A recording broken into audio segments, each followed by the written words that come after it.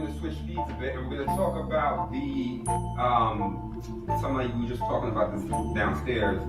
Foot Locker now partnering up with GOAT, and how seamless it's become. Because I actually thought about that one day. Like, you should be able to, because of how this landscape is and people, the way people are selling stuff, pay for something and sell it right after you pay. Like, why not? Because online is what it is right now, and there are apps for everything right now. So I was assuming that it was going to go down this path, but to find out that a big brand like a Foot Locker has partnered up with a GOAT is kind of just interesting and a little bit, I wouldn't even say mind-blowing, because the times that we're in now. We knew it was coming. Big bank always takes little bank. Eventually, it always does. So it's about the data. That's what this is really about. And so for those of you that don't know, apparently you're able to buy limited sneakers early on Foot Locker, and you can resell them directly to GOAT. So you pay $50 extra, and I guess they ship them to GOAT, and then GOAT ships it to the person that paid the resale price for it. So it's kind of like retail to resell to consumer. Well, your $50 is to the early access, not just right. So you can either have them ship them to your house or directly to GOAT. Oh, so you pay the $50 and you can get them a week earlier or whatever. So that's the guise of it. Yeah, there's a pre-sale fee now. When a shoe goes up, there's a pre-sale fee if you want to pre-order and get a shoe. And then there's the other dimension that Scram is talking about, which, how is Nike going to eventually find out what shoes are going for what money? How soon are people picking them up and getting rid of them unless this happens? Foot Locker is the largest distributor of Nike in the world. They want the money, you know that. But what happens to the consumer that wants to go to the store or that doesn't know what's going on in the landscape because the information is not as transparent as it should be, and they enter for a release and they're not getting product because it's been pre-sold already? You have to deal with the time. Get out of later. Yeah, I mean, this is the funny thing, you know, and I say this with a bit of contradiction in my purpose. Sneakers ain't for everyone. Even though most of America wears them, sneakers is not for everyone. Not the way that everybody's trying to play this game. Not the level that we're at now. I'm not saying not the level we're at. People, it's just not meant for you. If you're not the kind of person who's up for being able to do certain things to obtain these kicks, then sneakers is not for you. Of course. You know, but everybody figures that because there's a sneakers app, or there's a Foot Locker raffle program, or, you know, they got a quote-unquote connect. No, they'll make money once, and now they come with their aunt, their nephews, their mother, their kids, trying to buy multiple pairs, and it'll flop, and then they pissed off. Sneakers is well, that's shifted too now, because now resellers are not having as much access as they've had in the past. Or they have to go for the general releases and do the little flip on them as opposed to the larger, for the more limited items. Now the limited items are not quote-unquote fair, but a little bit more, you can see the landscape shifting. And it's shifting, I'm thinking, to maybe a better time where sneakers are reserved for people that are...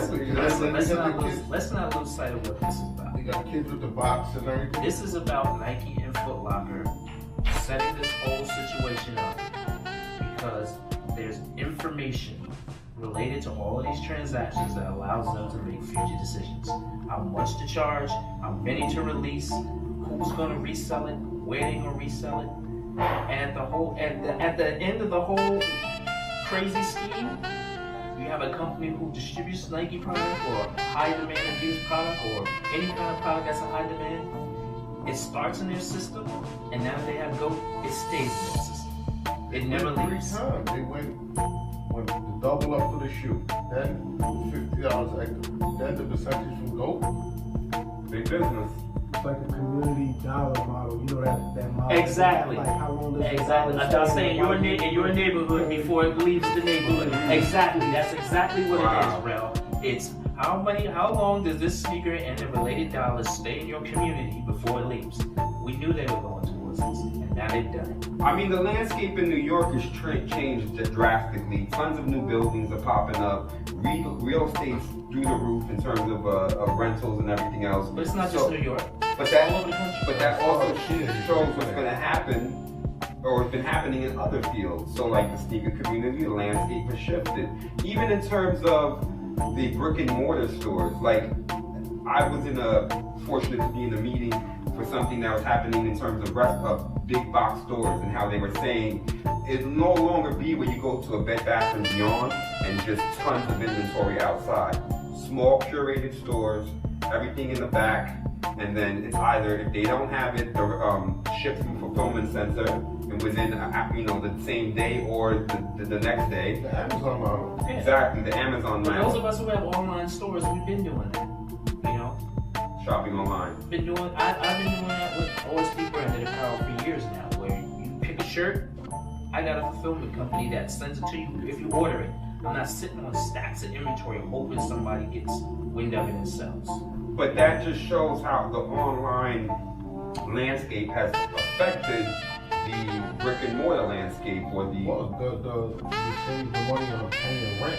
Yeah. So you lose a little on the front end, but you don't have to pay $10,000 for a space. Yep, in the middle But of that's a kind of great leveling neighborhood. off. It's kind of leveling off too. Online is getting expensive too now because you have all of these privacy and security issues that these companies now have to invest in to shore up their online, because we're putting a lot of information out there when we buy stuff online, and companies have been taking it light for a long time. But now, unfortunately, and fortunately at the same time, because of number 45 in office and all the scams that was going on and data mining and everything on Facebook, it's come to light that people need to shore up our privacy concerns with what you're doing with our data.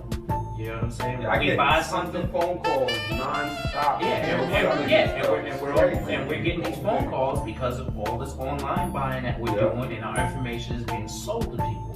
And if it's not being sold, it's being data mined. And people's systems are being hacked to find out all this stuff about us. So now it's getting expensive for companies to have to invest in really securing our information. That's the shift. You're not paying as much rent for a brick and mortar store, but you damn sure better get the best programmers in to make sure you shore up this security and data information, because otherwise, I get hacked. Shopping online, I'm gonna sue you because I know you the point of the breach. Even the credit unions got hacked. Equifax got hacked. What the hell? Yep.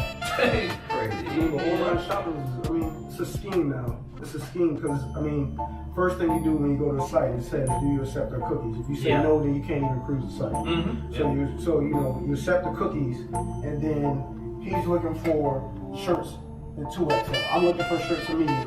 He wants a black one in his size. I want a white one in my size. So now every site I go to is showing me similar shirts in a similar color. So it's like, good tracking everything. Yeah. It's like a scheme. They build an algorithm to you and what you pick and what you like. That's why they talk about stuff that'll pop up on Instagram the next day or later. The online experience is a totally different animal now. But what happened with Foot Locker investing in Goat, that is all about getting the data so they know exactly what the spending habits are, how much people are paying, how long they keep it a shoe, if they keep it.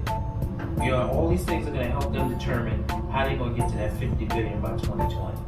That's the end of the day. At the end of the day, because they short and they trying to accelerate the pace to get back on target to get to 50 billion by 2020. So we're talking about Nike. Yeah. That's not every sneaker brand. You're talking about Nike. Yeah, Nike in general, because they're the biggest resale product in the land. But other brands were kind of controlling the conversation a couple years ago. No, they weren't. Nah. Nobody's Nah, never a controlled little the bit. conversation on resale The besides closest person ever was Adidas Boost, and that was nowhere near. That was the one little hot period about 2015, 2016. And what where they did, they ruined it. They put out 1,000 colorways. Oversaturated the market.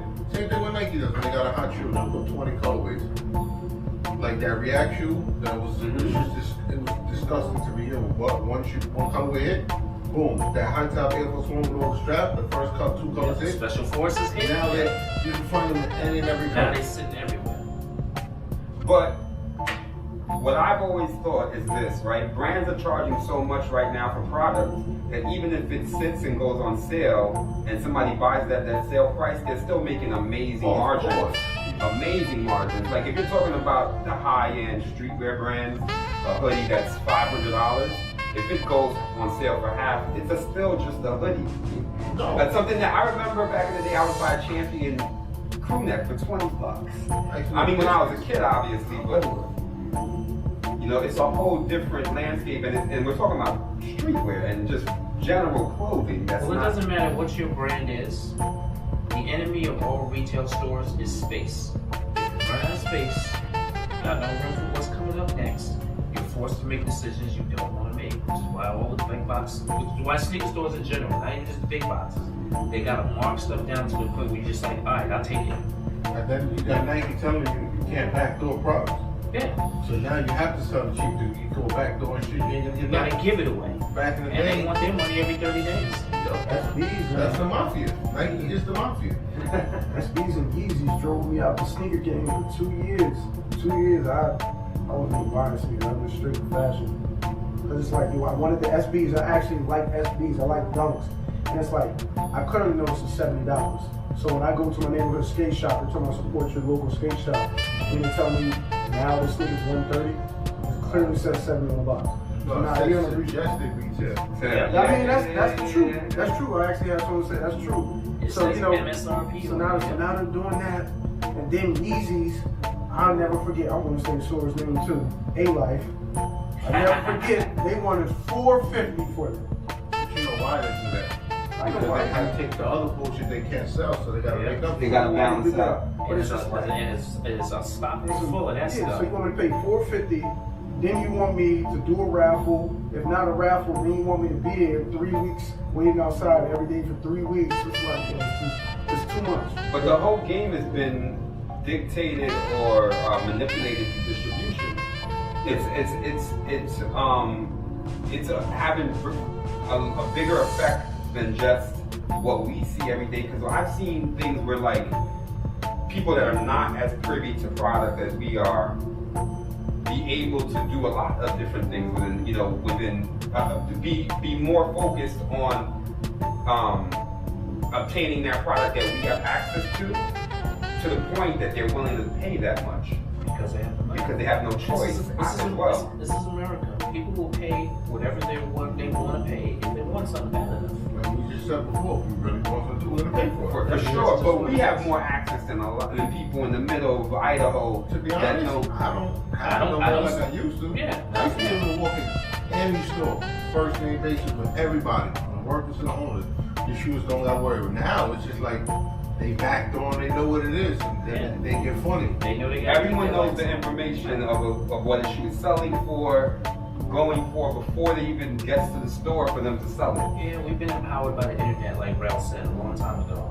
But what's the name of the store? Since educated consumer is the best customer.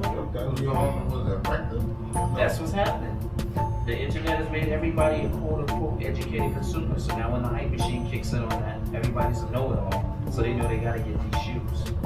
But they also know they gotta sell them next week if they want to get the next set of hot shoes. We don't sell that first week. We don't get that big price. So that's where the cycle gets broken, right? And that's where we are right now with the physical resale cycle, right? You can only keep up with so many Saturdays before you have to move the shoes. What happens with?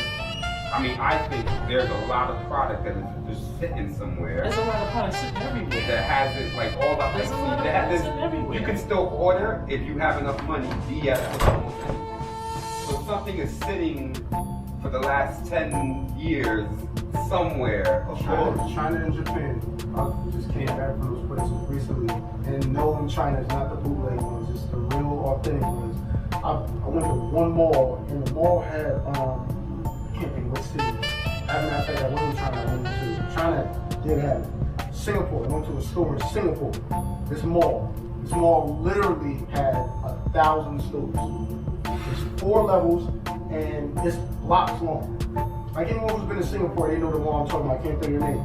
So you go in there, and it's sneaker store, sneaker store, sneaker store, sneaker store, sneaker store. I'm just seeing everything in America that's sold out. Every store has full stock of it. That's amazing. But also, I think in America, there's stores throughout, all of these consignment shops throughout the United States that have product that's just sitting. And we were talking about how this old shoes sit and they end up not, if they don't get worn, falling apart and everything else. It's just like it's almost a formula for disaster when you kind of think about it. Like you said, consignment shop. So the only person that loses is the person who owns the shoe. The shop is going to win regardless. It's like having eye candy on the wall. Whether it don't sell, it's still going to be It's going to bring people in the door to look at it. Yeah. But I'm starting to notice when I go to a few consignment shops in the tri-state area, I'm starting to see that they have like a meter box or $100 or less sections.